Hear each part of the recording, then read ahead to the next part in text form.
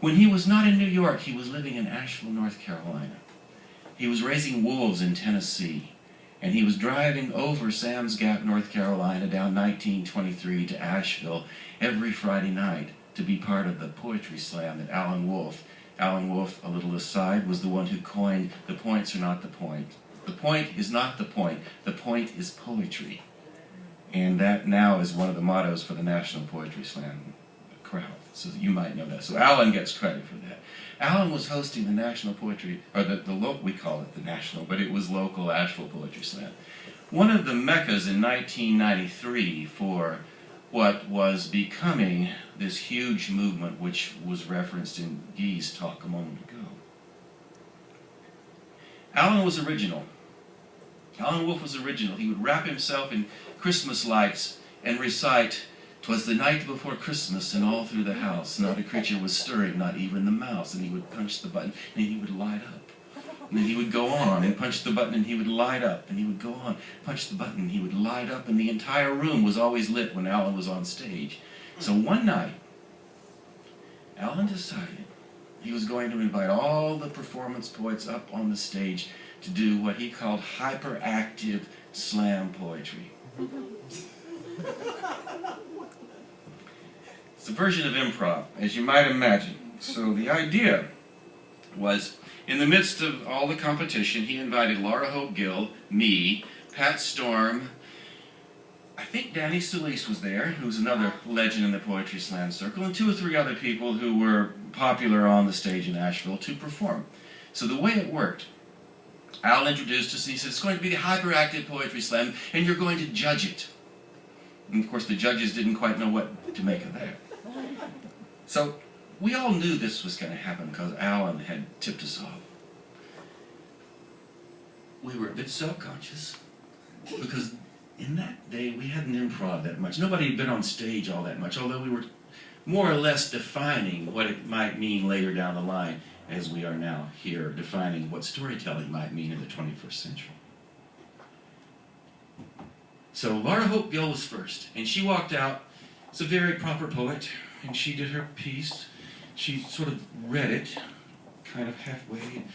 It was a sonnet, and she wanted you to know it was a sonnet, and so she read it like a sonnet. Slowly, with great feeling. And she spent some time doing it. And you know what I mean. And it was entertaining. And then Danny walked out. Yeah. Big, like Danny was. Not as big as Pat Storm, who had tattoos down to his fingernails. And if you walked into a room and you saw Pat Storm, you said, "Yes, sir." And if Pat glared at you with his red, roaring hair coming off the top of his head, you took a deep breath and thought, "Should I go forward or should I step back?" Danny Solis was somewhat near Pat Storm, but not quite. So after Laura, who did this, Danny came out and did his one about the people.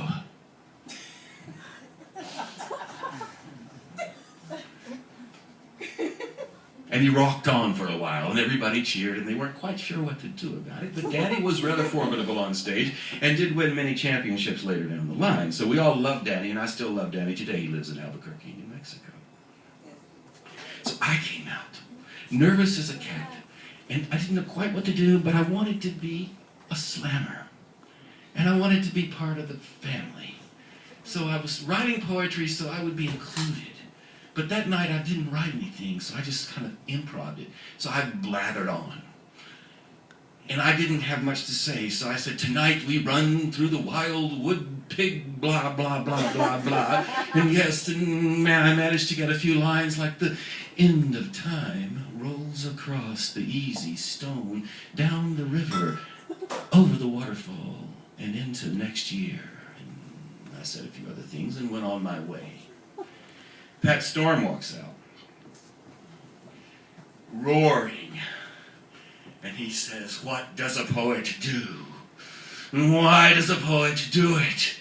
And what are we here for? We are here to fly, and we are here to dive, and we are here to roll in the shit of poetry. God damn it, I'm fucking here to be the madman who raises wolves. I will throw myself into the air. I will give you everything I have. And he threw himself into the air, full-bodied, like he was fucking flying.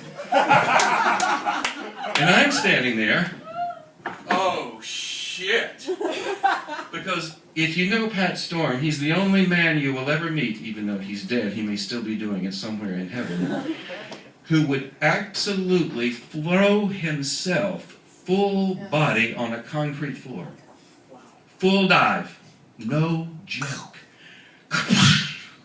So he suspended himself in air, flying for a moment, and fell 4 feet, ka-plunk, to the floor, and didn't move.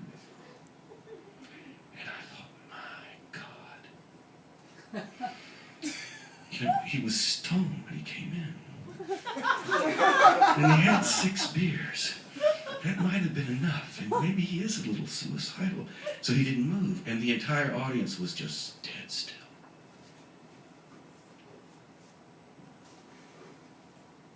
And then I noticed, out of the side of his head, this oozing red yuck that just bled out on the stage, and it was bloody. And he was just bleeding on the stage. And by that point, everybody else in the audience had noticed it too. And I thought, oh God, Pat's dead. Well, you know he wasn't. Because he died in the park. And suddenly, he did this. You have to rise up from the dead and be a poet. And he rose up, blood smattered all the way from head to toe. I mean, he looked like he had been in a fight with the NFL and had won, but at great effort. But he had won, and he rose up. You have to fight. You have to be the poet. You have to live. You have to live. You have to live. And he reached and he ripped his shirt apart, and he had a movie blood bag on his chest. And he just stood there dripping blood and smiling and said, you have to live. You have to live. You have to live. And that, my friends, is how a poet flies.